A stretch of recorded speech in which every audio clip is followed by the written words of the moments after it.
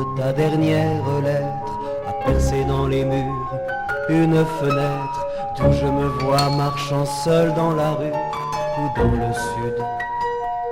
Rêvant sur un talus, les yeux mi-clos, une fleur dans la chemise, laissant les mots s'envoler dans la brise.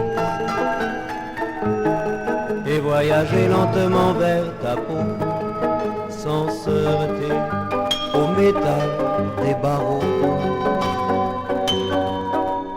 Lorsque le juge a prononcé ma peine, savait-il que ma cellule était pleine? M'a-t-il condamné à vivre entassé, 5 par cellule dans 10 mètres carrés?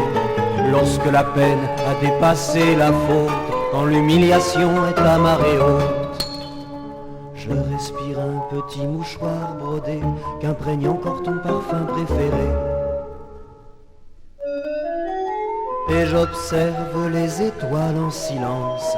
Je voudrais qu'elles m'enseignent leur patience, avoir le calme infini du zéro, ne plus bander sur des photos porno, apprendre à créer au fond de ma tête le grand désert sans bruit et sans tempête, et interdire à mes yeux dévorants de fixer les aiguilles du cadran, de fixer les aiguilles du cadran. Un assassin de 19 ans à peine m'a pris pour confident ce sac de haine, me demandant cachette mon avis sur les poèmes d'amour qu'il écrit.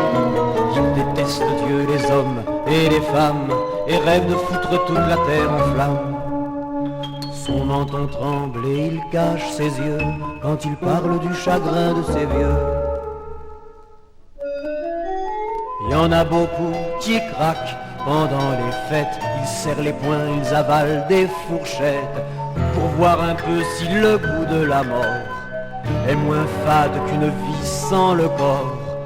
Moi Noël ça ne me rend pas malade, j'ai jamais trop aimé cette mascarade. Moi mon drame c'est plutôt les nuits d'été, la maison blanche près du champ d'olivier, la maison blanche près du champ d'olivier.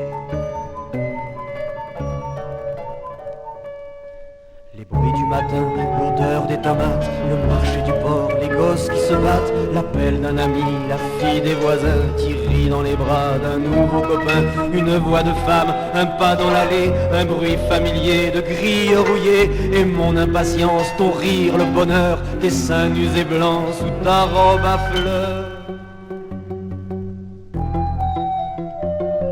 Le temps s'écoute au fond de la prison, et chaque goutte fait monter le niveau, juste assez pour installer l'oppression et pour ne pas faire hurler les journaux.